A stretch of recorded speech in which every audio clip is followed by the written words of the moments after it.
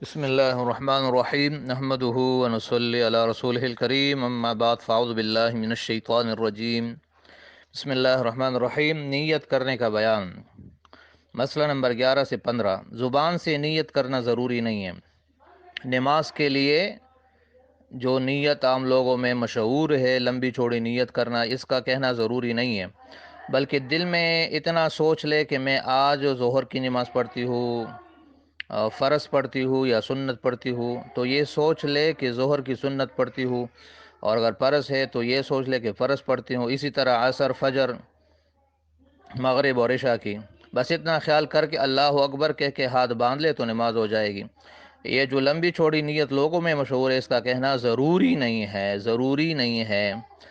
مسئلہ نمبر 12، اگر زبان سے نیت کہنا چاہے، یعنی ضروری تو نہیں ہے لیکن اگر پھر بھی کوئی کہنا چاہے تو بس اتنا کہہ لینا کافی ہے کہ میں نیت کرتی ہوں یا کرتا ہوں آج کے ظہر کے فرض کی، اللہ اکبر، یا نیت کرتی ہوں آج کے ظہر کی سنتوں کی، اللہ اکبر، اور یہ 4 رکعت نماز وقت ظہر، منہ میں کعبہ شریف کی طرف، یہ سب کہنا ضروری نہیں ہے، چاہے کہے چاہے نہ کہے۔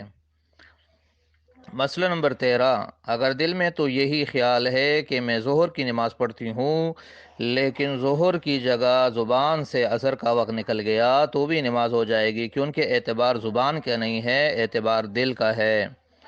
مسئلہ نمبر 14، اگر بھولے سے 4 رکعت کی جگہ 6 رکعت یا 3 زبان سے نکل جائے تو بھی نماز ہو جائے گی۔ زبان سے نکلنا ضروری نہیں ہے، دل میں جو نیت ہے وہی کافی ہو جائے گی۔ مسئلہ نمبر 15، اگر کئی نمازیں قضا ہو گئیں، 1 2 3 4 5 یا زیادہ، تو اور قضا پڑھنے کا ارادہ کیا تو وقت مقرر کر کے نیت کرے، یعنی یوں نیت کرے کہ میں فجر کی فرض پڑھتی ہوں یا سنت پڑھتی ہوں۔ اگر ظہر کی قضا پڑھنا ہو تو یوں نیت کرے، سنتوں کی قضا نہیں ہوتی، صرف فرضوں کی ہے، تو یوں نیت کر کے میں فجر کی فرض پڑھتی ہوں۔ اور اگر ظہر کی قضا پڑھنا ہو تو یوں نیت کرے کہ ظہر کے فرض کی قضا پڑھتی ہوں۔ اسی طرح جس وقت کی قضا پڑھنا ہو خاص اسی کی نیت کرنا چاہے۔